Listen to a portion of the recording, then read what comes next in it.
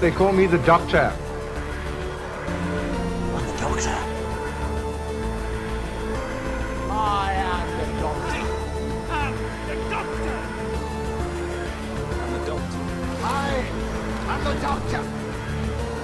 I'm the Doctor. I'm the Doctor.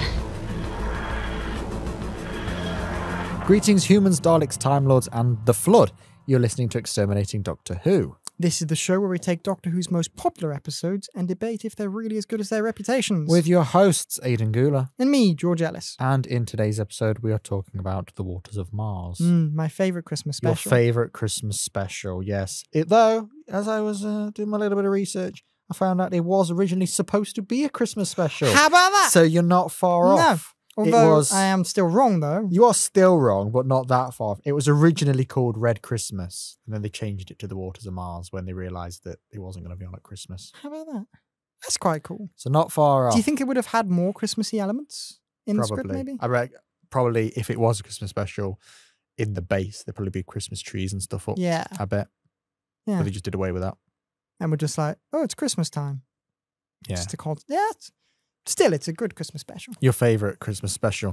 A joke going all the way back to episode 5, I believe, of this podcast. A joke which happened because I hadn't really seen other Christmas specials. It wasn't because of any sort of smart humour on our part. It was just me being dumb. You just thinking it was actually a Christmas special. And it wasn't, but No. I love it. It is an episode seen by many as one of the greatest ever. And I would rank it very highly. But as I watched Doctor Who with my boyfriend, blah, blah, blah, blah, blah, blah, blah, what came up to The Waters of Mars, I was like, here we go, you got a good one here. And I was quite bored for the first 20 minutes, I'd say. I wouldn't say I was bored. I was still interested to see, because I do like the slower pace kind of build-up. But it is, on rewatch, much slower than I think anyone would remember it. Because I remembered it being faster. And it wasn't. I think it's just quite... we're talking the first half here, people, so don't get all up in arms, because we'll come on to the end soon. But the start, I feel like I kind of went into it being like, oh, here we go, Waters of Mars, brilliant. And then you kind of just get a very unremarkable run-of-the-mill Base Under Siege story at the start, and you kind of just like go, I seem to remember it being a bit more of this... we can't change time, all the way through, and they feel really high stakes all the way along. Whereas actually, for a big part, well, not a big part, but quite a chunk of the early half is just kind of hanging around in a base while there's some threat coming. And it just feels a little bit like, we've done this many times before. What's so special about this? And then it shows you what's so special And then about it shows you, and you go, oh my God, this is incredible. But it is that initially it's quite... what's different here? There's we're on Mars. There's a mystery. The only difference I'd say is the Doctor, once he realizes he shouldn't get involved, he's very reluctant to get involved, which I really like. Yeah. But he still does for quite a bit. He doesn't make a final decision to leave until much later on. But initially he's like, oh, should I go? Should I stay or should I go? Which is really, it's an interesting thing to see, and I really like seeing that. But because he does choose to stay, you do just see just a classic. Let's understand who these people are, what their chemistry is, why are they here, what is this alien, mystery, you figure it out, and then at the point of figuring it out, you either, in most part, the Doctor gets involved, or in this one, he leaves. That's the only major difference between this and any other Base Under Siege, basically. And the elements, like you're saying, the elements where he's like, I can't get involved, but what's that? And he kind of goes to investigate it. I really like those moments. But even those, it's kind of like, you did that, and the fires of Pompeii. I can't be here. I've got to leave. Oh, let's get involved. And it's kind of one of those things, I'm like, that first bit, I'm like, this isn't that special. Really. Yeah, I get you. I do think this one is a result of Pompeii and the entire kind of what the 10th Doctor kind of does, that kind of thing. So the way he's reacting here, although similar, he's more cautious because of Pompeii. I get exactly what you mean, though. It isn't you don't go into this and it's not this groundbreaking thing instantly. It really isn't. It's just it's good. It's a good base under siege, but it's nothing mind-blowing straight away. No.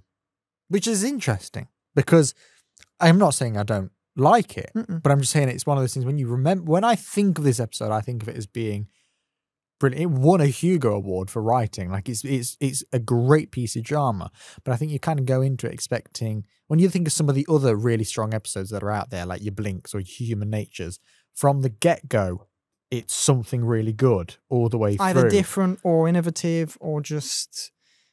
It is whatever you're thinking it to be. As soon as you're in it, you're in it. You're in it, exactly. Whereas this one, you kind of just go, here's a standard Doctor Who story. And then it comes in. You go, whoa. But until that point, I'm like, Now, okay, is that... Because you said it's not a bad point or a negative, it's just interesting. Could that be part of the reason why it works so well then? Because it feels so familiar. And then once it takes that shift, it is... fresh, and it is basically a whiplash, and you're like, what the fuck's going on? Potentially, yeah, because if you think about a lot of things where, say Blink, I'm just going to use Blink as an example, because it is doing something completely different from the start, you just see more of that, more of that, more of that, more of that, more of that, get to the end. That was a really good piece of drama. Whereas you kind of go into this one maybe just thinking, Doctor Who, I'm getting Doctor Who, and you just kind of enjoy it comfortably. It's nothing groundbreaking. You're like, I'm enjoying this. And then when it hits you, you kind of, maybe like you said, maybe because it gives you a bigger shock of, whoa, this is good, then that stays with you longer than maybe if you at the start of Blink, you go, this is good, and you get to the end of it and you go, that was good, that. Whereas this one, you think, this is fine, this is fine, this is fine. Whoa, this is great.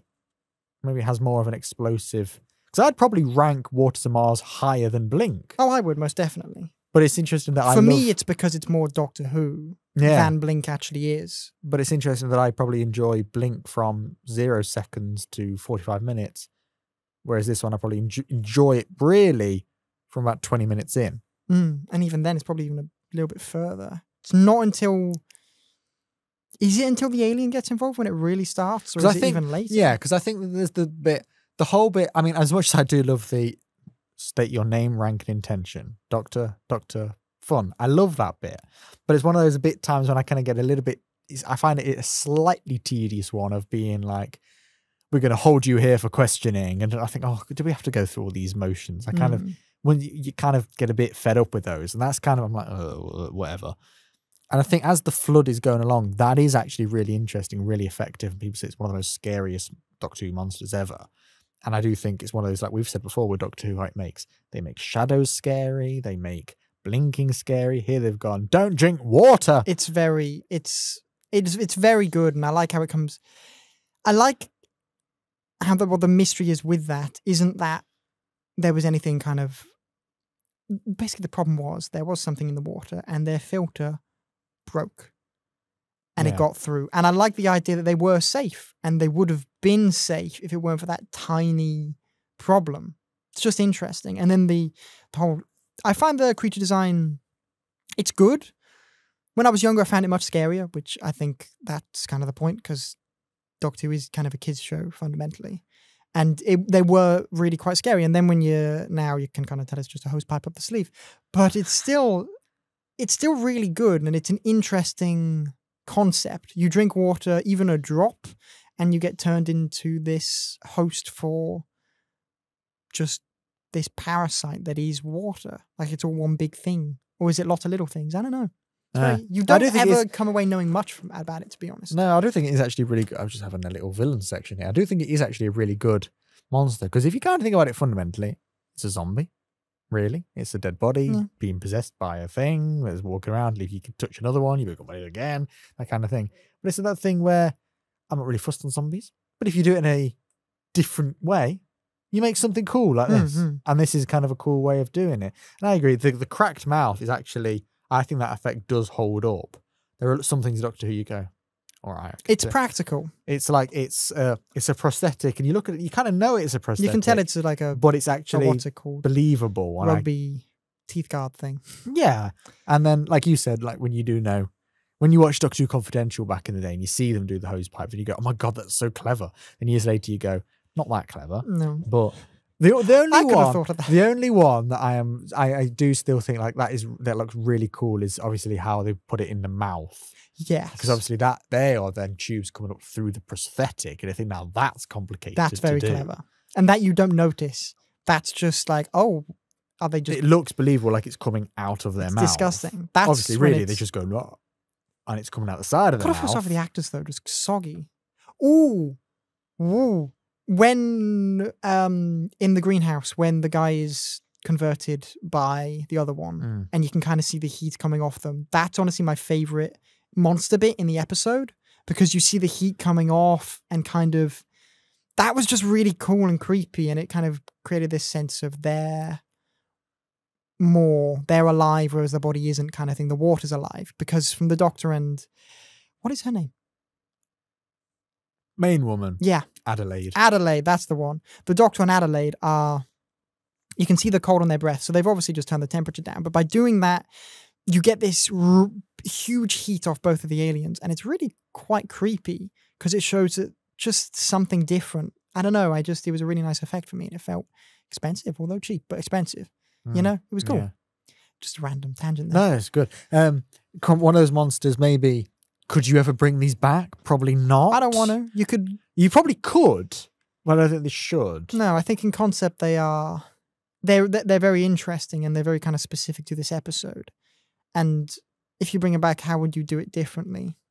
Yeah, it'd be the same thing again, really. Because if they are from Mars, they're always going to be looking for water, and their nearest source of water would still be Earth. So it's like, it would be the same plot. Again, perhaps the only way you could really do it is probably just in a passing mention, and that would be if you ever had an Ice Warriors episode. They could be like, because they mention Ice Warriors in this one, where they say they were killed off by the same thing. You could maybe have a force of Ice Warriors where like, we fled from the flood. Or you could just go back to when the Ice Warriors are getting killed by this thing. And see it. And kind of understand. Because we don't understand much about the flood, really. You come away from it knowing they infect people and they want more water, but what is ultimately their aim? Do we know? Probably not. So it'd be quite interesting to go back. If it is just a parasite bug type thing, it's probably just, I just want more water. But why? It's like, Is there a reason there? And it'd be interesting to see kind of, were they created? Were they just always living on Mars? Maybe they were some sort of species developed to purify water, and instead they became sentient and wanted to make everything water. Therefore, it's all pure. Yeah, that'd be quite interesting. So I think right, if you my email is the.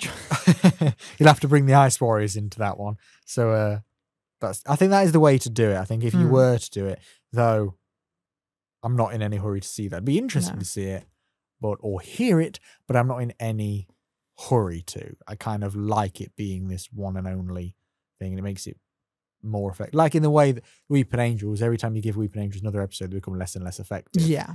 And then you go back to their original appearance, and it's still... And you go, this is great. It's the idea that, I think if you see it again, you'd go, I know what to expect now.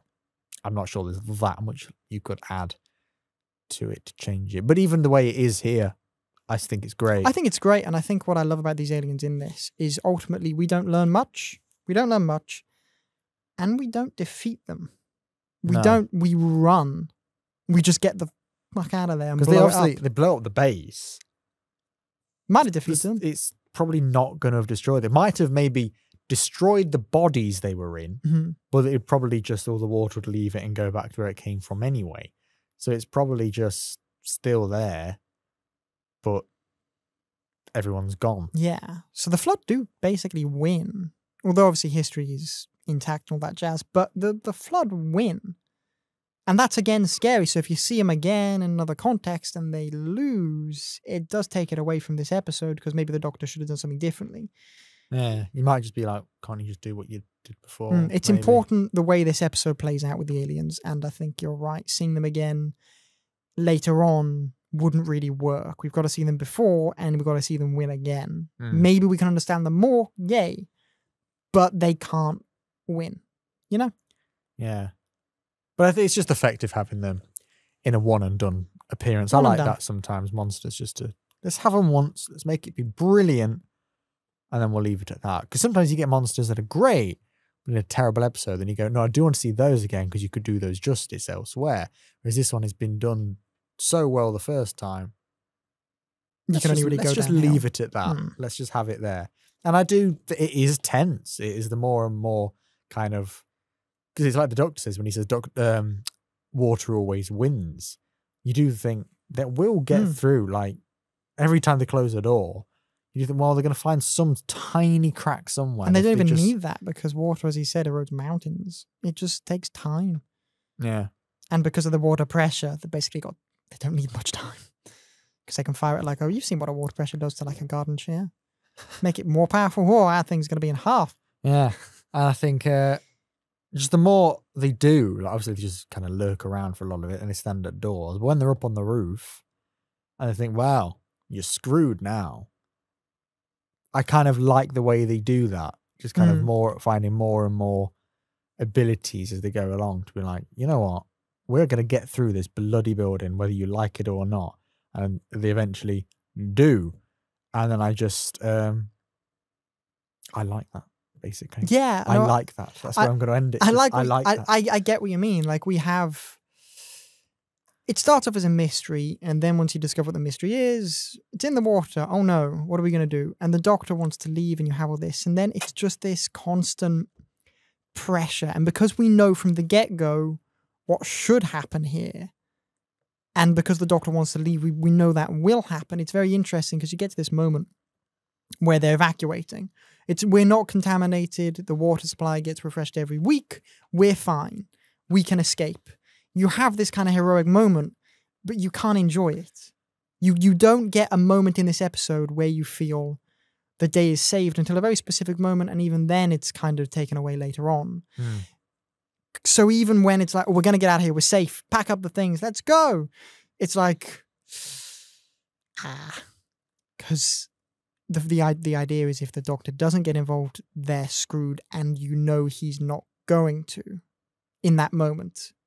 And it's very tense and very creepy, and I think it's this kind of this portent of doom, this constant overhanging, we're screwed feeling for the majority of this episode, which to me gives the episode the kind of the right to give you that huge moment later on, because it really gives you no hope, to the point where you don't feel like there's no hope because the Doctor can't do anything. You feel like there's no hope because the Doctor really cannot and he should not do anything. It's that idea that even the one person in every episode of Doctor Who who's here to save you won't save you because of all these reasons. And it's justified to not save you because of what happens, because it's a fixed point in time. But it's a theory, and it's, you just come into all these layers. And I just love the idea of you're kind of just screwed because you are.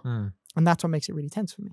Just when it's sorry. Yeah. No, I think like having a fixed point in time, I think what this episode does really well as well is, especially as I'm currently in the Matt Smith era, as I'm doing the watch, and when you kind of just hop back into the Russell Davies era just for a moment, you realize how much of a living world that is in comparison to the Matt Smith era, where it's far more isolated. We don't really ever visit modern day Earth. It's kind of just a thing. Whereas this, it does feel like a more convincing world in the sense that we've seen fixed points in time from the past. We've seen Pompeii and other ones that I can't think of, but we've had these things before, and they like, yes, I believe, I get that. That's a tangible piece of history that I can think about because I know that Pompeii did happen. Exactly, yeah. So therefore, this has to happen.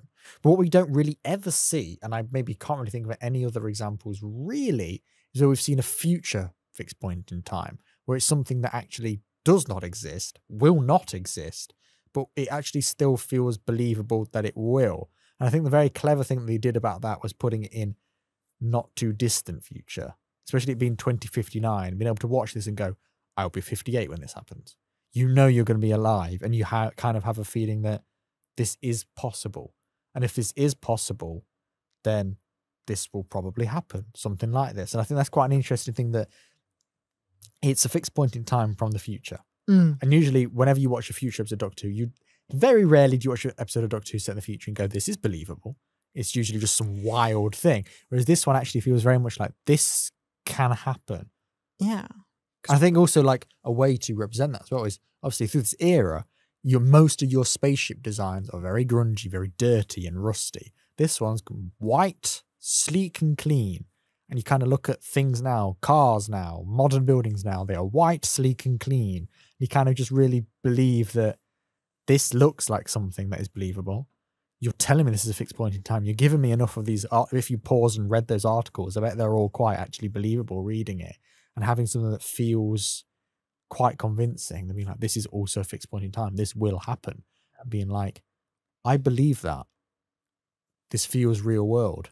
The idea is we know what a fixed point in time is. We've seen it. Yeah. And now it's telling us this is also one of them. And because it's a little bit in the future, and as you said, we can be like, I'm with you. I understand why this has to be. But also, I think it also opens the door because it's not one we've seen in the past. It's not based in reality. We do sit here thinking, but can he get involved? And I think that to us gives us the dilemma that the Doctor has at the same time, rather than drawing Pompeii and that kind of thing, where we know it does happen. In this case, we're like, yeah, well, you're telling us it happens and it's a fixed point in time. I'm with you, yes. But can you change it a little bit? It's that idea. Yeah. It opens the door for that a little bit by being what it is. It's a very, very clever premise to delve into. And then you have the way the Doctor describes fixed points in time by saying it's just a theory. I love that there is that idea that it's a theory, but for all intents and purposes, it's basically fact. Yeah. It's a rule he stands by in many episodes.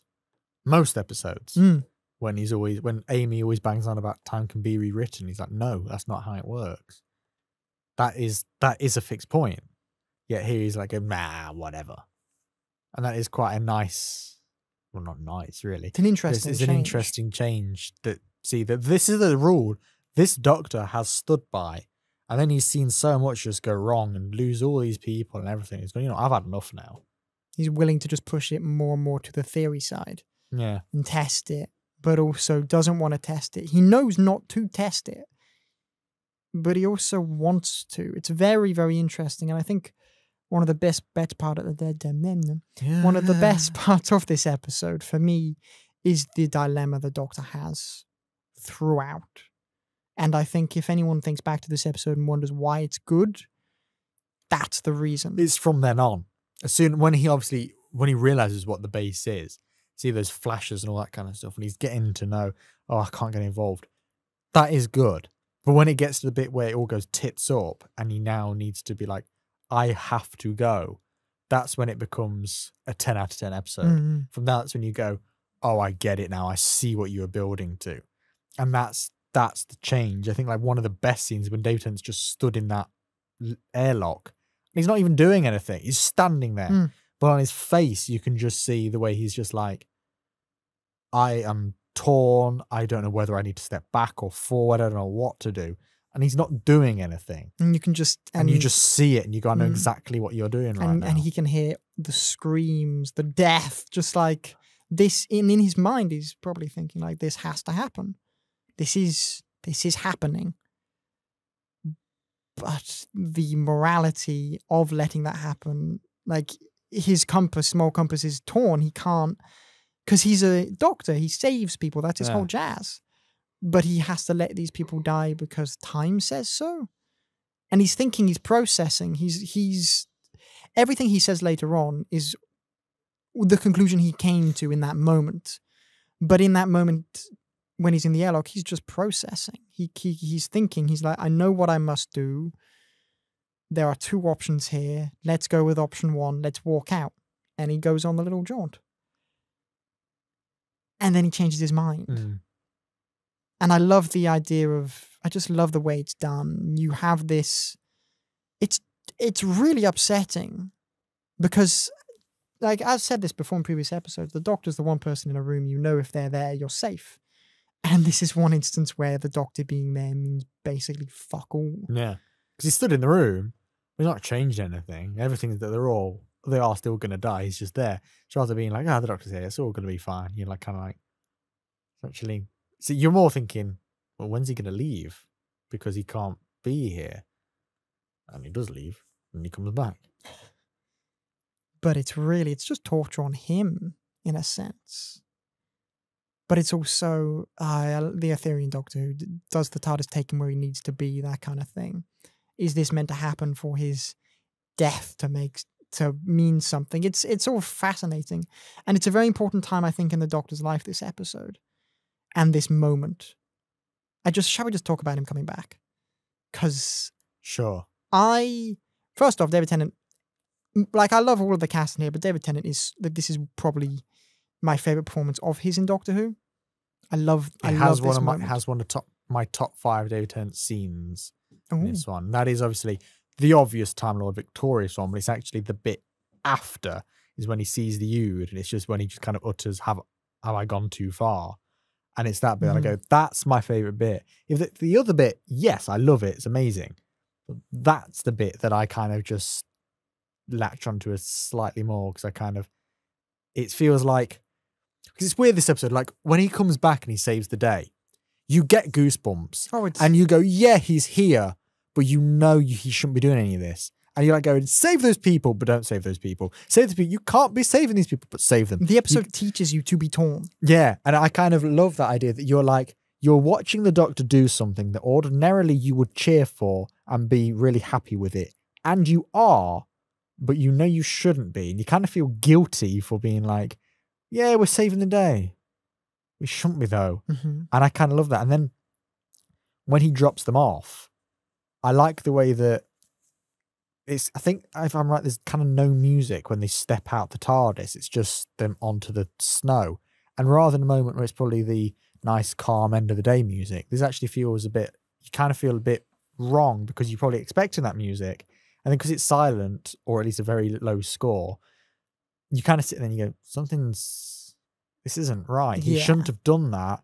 No one's happy. I don't think this has gone right. And then you kind of, that scene, basically, no one's happy. He's not happy. No one's happy. Even when he's like, aren't you going to thank me? That's like when you see, that's what, people say the vain Doctor.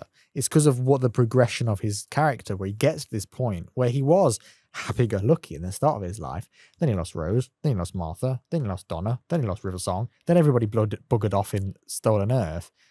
And then he's been told by that woman on the bus, going, you're going to die soon. He's like, well, thanks. And then he's here. And he's like going, you know what? It's like going, I do all this stuff and all these people leave me all the time. Is nobody going to thank me? And you kind of think, shut the fuck up, man. And then this scene paints him to actually be more of a villain than a hero. He's not good in this moment, but it's beautiful how it gets to this moment, because it's his entire arc here.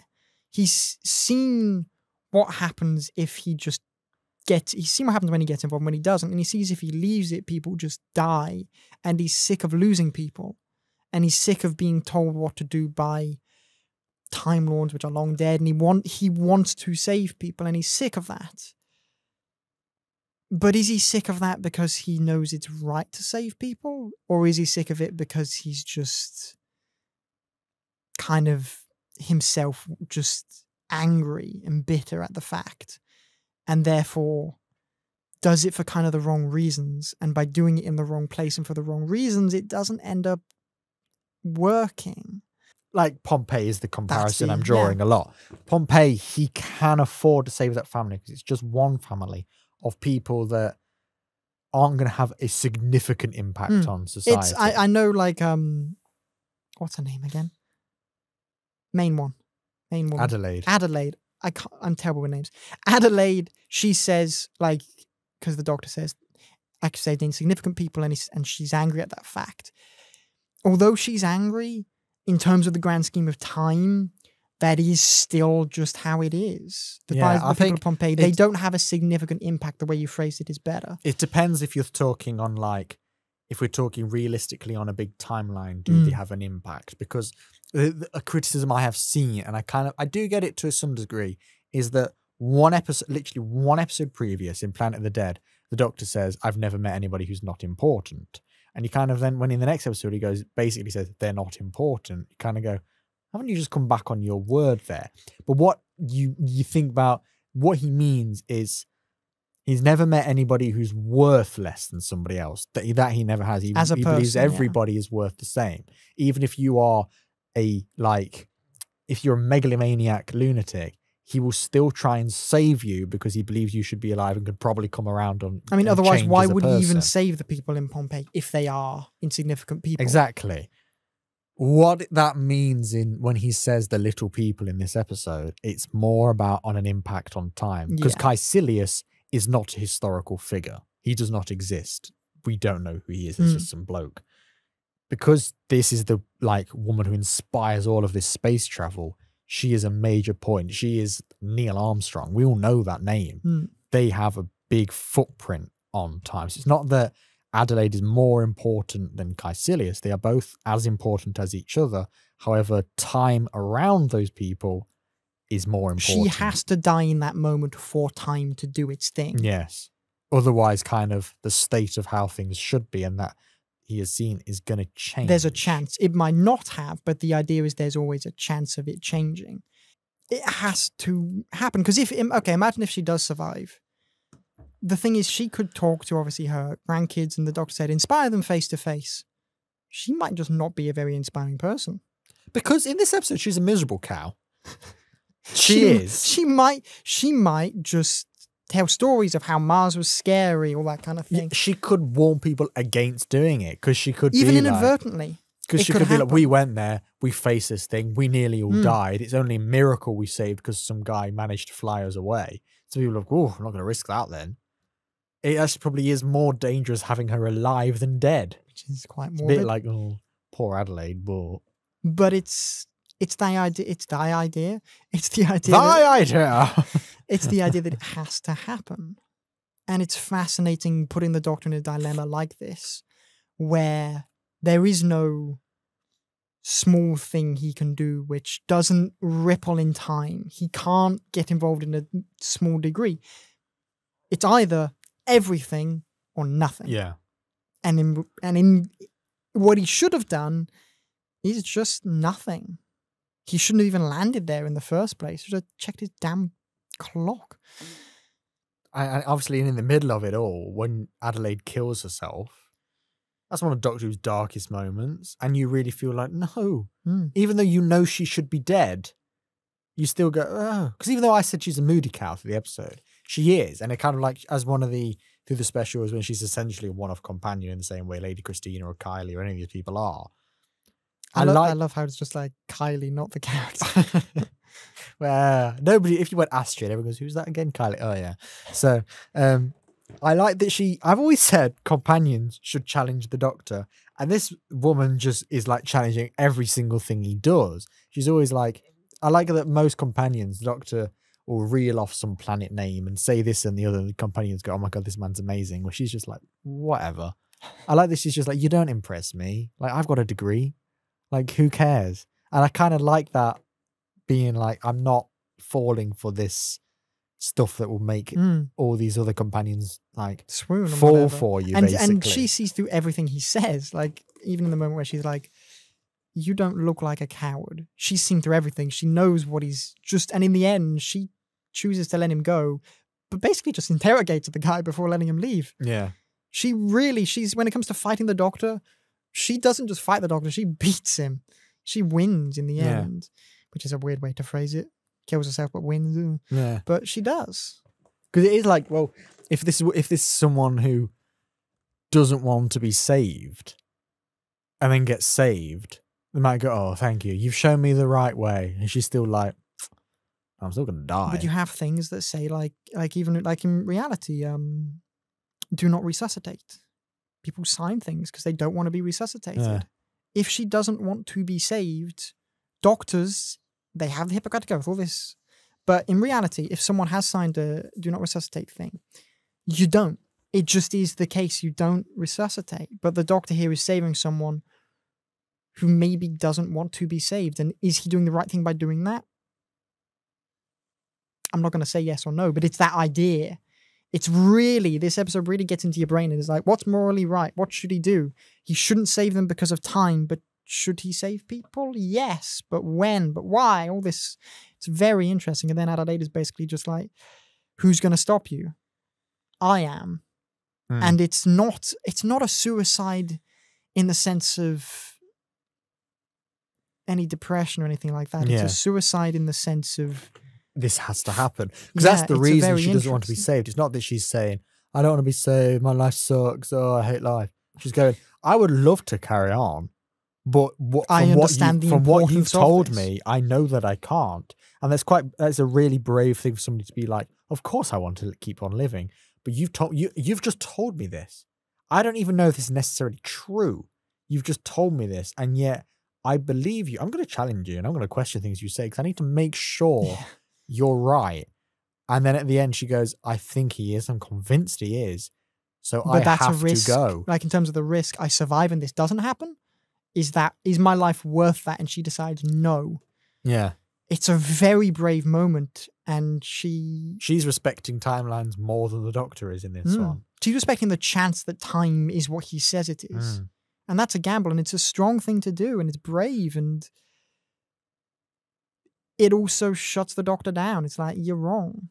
It's a very brave moment, and Adelaide Brooks does it like it's, and the actor who plays was flawless. I've seen him in other things. Lindsay Duncan. That's the one.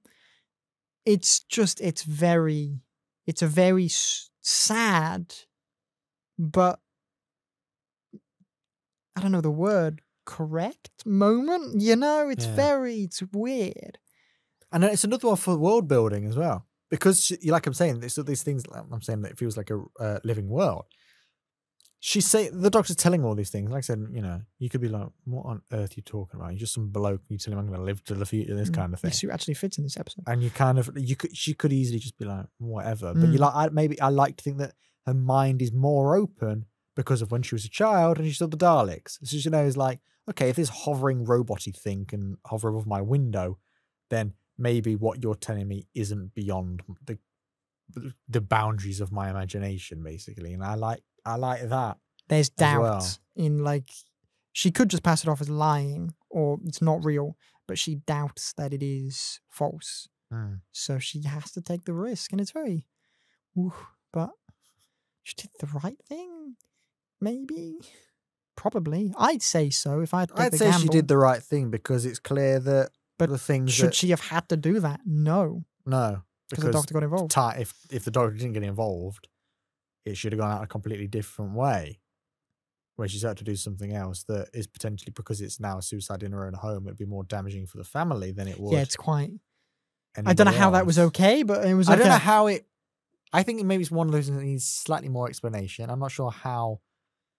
Died on Earth. Yeah, that's a big change. How did she get there? Because when it's like you're an inspiration to your daughter, how from the suicide on Earth? I mean, obviously this woman's done all this stuff throughout her life, but I think if you're saying if your death was the kind of inspiring part, I'm not sure it is as much on Earth. I could explain it away by saying the way these other two people explained it is they were brought back home and Adelaide just died. She was shot by an alien on the thing and then died at home. Yes, she came home and she died of the stress with a blaster bolt in her head. She was shot but she was shot a while ago, and then it took. I don't know. They could lie, maybe. I mean, yeah, but she was shot on the base. The Doctor brought her home, and she died peacefully in her home. Yeah, with a gun in her hand. I like to think she shot herself and threw it away. It's the only thing. Because if she went for a headshot, you can't really. Crime scene investigator would be on that like a rash, you know. Exactly. It's the one where I'm a bit like, all right, maybe that needs slightly more explanation, but I'm rolling with it because I get what you're telling me. I get what you're telling me. But all in all, it's a really, really strong episode because of, to me, the Time Lord Victorious moment, what that means for Why the Doctor is, just to quickly say, it's beautifully acted, it's beautifully written. It's an incredible moment where you see this fire in the Doctor that you do see sometimes, and you see this kind of bitterness for everything that's happened, and it's a very, very important thing to see, and it's beautifully just done in all respects.